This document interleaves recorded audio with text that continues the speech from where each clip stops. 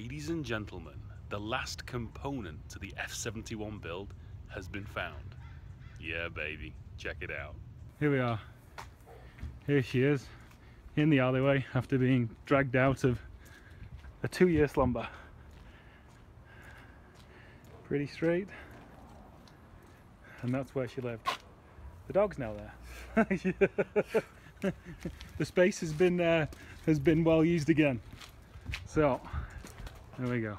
So here she is. She's actually, you know, runs, and I'd say runs fine. Just kind of, I've never driven an actual F-Series truck before with F-Series running gear, and it's probably one of the most horrendous things I've ever done in my entire life. It's terrible. So in fear of my life, I've called AAA and we're gonna get a flatbedded home, but she actually runs and is pretty cool. So yay, we've got a truck. It's a few dents and scratches and stuff, but she's here, and the project will now progress. Ah. A slow start to hopefully an amazing end. Back home she is, and all registered and stickered up, so I'm happy about that. The engine looks really small. Either the engine bay is huge, or that's not a 390 or a 360. So I don't even know what they look like. So I'm definitely gonna have to go on the forums to find that one out. F100, love it, baby. And this is kind of key for me, really, is this area here. No perforation around the actual drip rail. It's so key for what I need in a truck right now. But yeah, so Old Faithful's back there, and the new girl's here, so I've just got to empty all the crap out of her now. Again, never-endingly baffled by people who sell old trucks. I mean, seriously, did you have to flee the country? You couldn't empty this. This is new. Like, what happened? Were you Pablo Escobar and like the FBI found you and you had to like run quickly and you couldn't empty your truck out? What? How? It's just so much stuff. I always have to make this decision. You know, you see stuff like this and you're like, oh my god, it's a gold mine. But you actually like look out through it and it's all crap, but it'll still be agonizing for me to throw most of it away. Hey. Through my detective work, I think I have deduced that Pablo Escobar actually did own this truck. Who else would do that? Look at that. Oh, and it's padded as well. Whoever owned this truck was a pimp. This is my reality right now. Crown Vic's in the garage. That's the frame we're going to be using. And truck's there. As you can see, space. It's definitely a premium. So today, the game plan, I think, is going to be, that engine there is on Craigslist. Hopefully some fine young person will come and take it today. That'll go, because that 4.6 under the blue tarp is probably going to go in the old girl. So what I'm going to do is, I'm going to keep the cab there. I'm going to weld some struts onto the rear half of the truck, this truck frame. Then I'm going to start chopping the truck frame in sections to keep the actual cab there and get the frame out.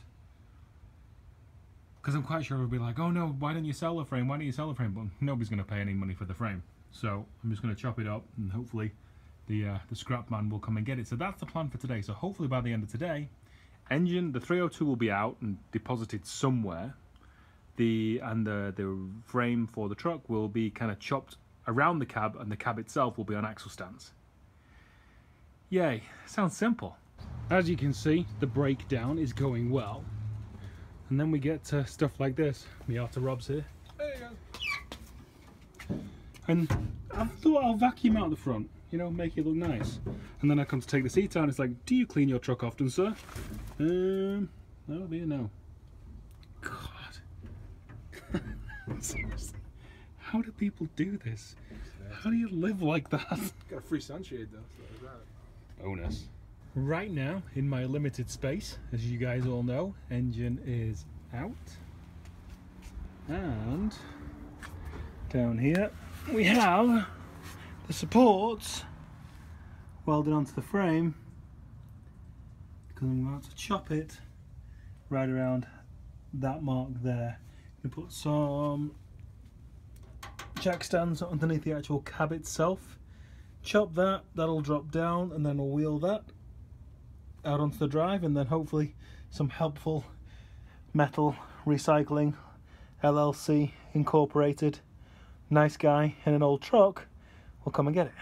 And after much hoke-tastic, hokey, Billy Bodgery, bogtasticness, you can see we have some supports on the rear frame, which is going to become the template for the frame shortening, and we went chopperoony on the front half of the frame, and the cab itself is precariously perched. So 302's out. Anybody want to buy it? It's cheap. Just rebuilt.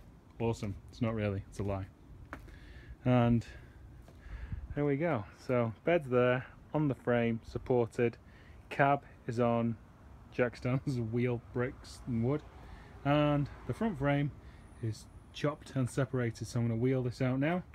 Teardown was going well. I knew the floors were pretty crusty and rusty.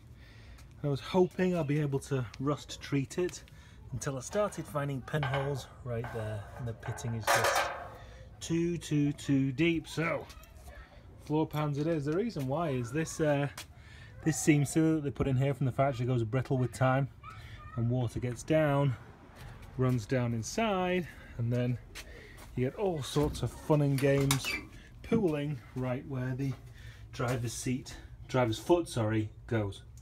So I'm going to carry the cut on along here, but I've got the floor mount, so I've got to be careful around that. That's going to take some time. That side is just going to get rust treated, and all the scabby stuff, again, I'm just going to wire wheel it all down and then treat it. And we should be good to go. So yeah, bit of a setback, but let's get on. What are we up to today? Oh, it's a messy business. So this front firewall here, I was obviously going to stay this time, not like last time where I chopped it out, so we have to clean it up. Now if I had a sandblaster, I would, you know, attack this whole area with a sandblaster, but I don't. So I'm using like a rust acid and I've painted it all over just for little scabby bits, because I want to give this a nice coat of paint when I've figured out how to fit the booster in there and cut the holes right there for the Crown Vic wiring loom to go through. And on the inside again, chopped it out like you saw. Terrible lighting, but when we go to the other side, we just got the rust acid just treating all that stuff over there. So that's what we're doing today. So we got the acid treating that. I'm going to pull out the wiring loom from that pretty soon, lay it out and figure out how to splice that into the Crown Vic. And then today we're going to be taking this floor out of the actual Vic itself, and also I'm going to be thinning this wiring even more, because we're not going to need the lighting control module, because we're not going to need the interlock on the actual transmission shifter or anything like that. So this is going to get thinned even more, pulled off, booster pulled off, and then this whole situation is going to be lifted off. Okay, so progress is being flipping fucking okay. Always wear safety boots.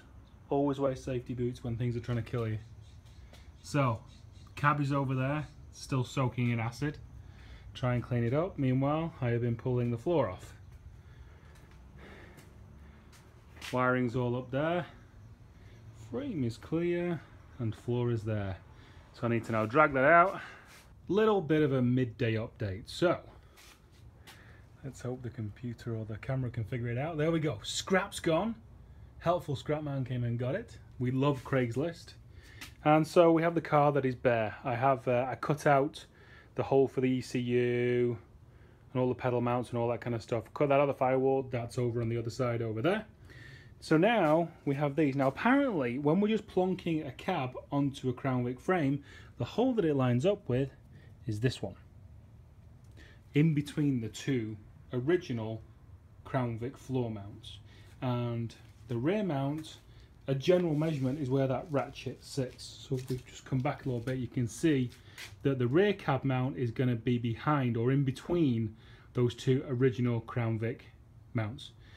So what I usually do is I usually rush and want to do the big stuff. I want to get the cab on, and I want to see stuff changing and progressing.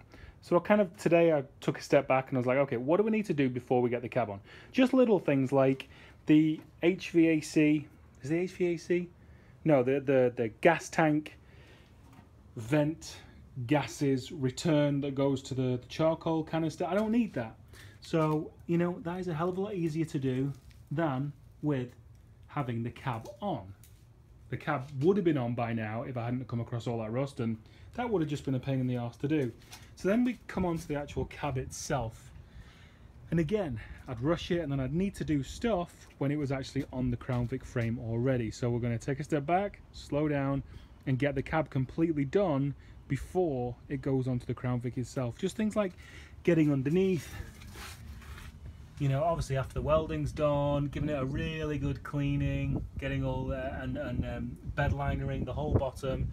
We're just getting all the dirt out and all that kind of stuff, which just is such a pain in the arse later in the game when you don't want it dirty, you want everything clean. So what I'm going to do now is I'm going to take everything out from underneath the dash, all the heater controls, because if you can see in there, the leaves, both of the A-pillars are completely full of basically rat shit and leaves, and then I'm going to take all the wiring out.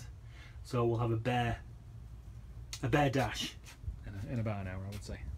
As they say, an overhauling deconstruction, yay! Oh God. Look at that for a wiper motor. I'm glad it's provided a home for many a rodent for many a year. Just watched an insanely helpful video on how to get this out. So that is the body of it right there. Now directly below this it sits on a metal cradle. If you put your finger underneath and press up from the bottom of the cradle, you will find a little spring switch. It's actually there that I'm pressing it now. It's at this forward end of the base of it. You press it up and then pull this knob out, and the whole thing comes all the way out and the switch comes off. Awesome. Also, how do you like that? A doorbell for the horn. That's what the horn was, a doorbell. Awesome. Since coming to America, all I seem to do is pick up poo. Pick up my dog's poo, and I pick up rat poo. Both of these sides completely full. This is the better side. That one, completely full to the top. The joy.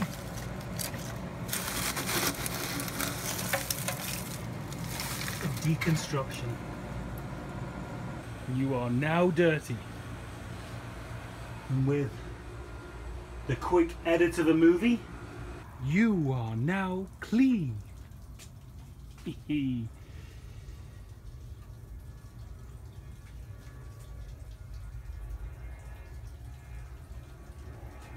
Never been so clean in the past, what, 71, many years. So, of course a plane goes over right now. That's pretty much a wrap for this first episode. It's the deconstruction of the truck. Not really much else to take out of it. And the Vic as well. That is pretty much down as far as it's gonna go. One thing I realized before is I can trim the neck off these front cab mounts and they will fit in that center hole where the cab is supposed to fit. Well, line up with the truck front mounts, if that makes any sense. So that's pretty much ready to go. We have to adapt the booster, as we said before. Look at Old Faithful, just sat there being cool. She does that a lot. So yeah, so we ordered a floor pan today. I was going to cut one out at the scrapyard, but I've decided to order one because I've not got any battery powered tools to go and cut stuff out. So that's probably going to take about 9 days to come. So yeah, floor pan, then give it a good coat of paint, make the booster fit, make the gas pedal fit, and paint and clean up the cab, and then get it pretty much tied up before it gets transferred onto the Vic chassis. Got some wiring to do, but yay, good progress. So see you next time.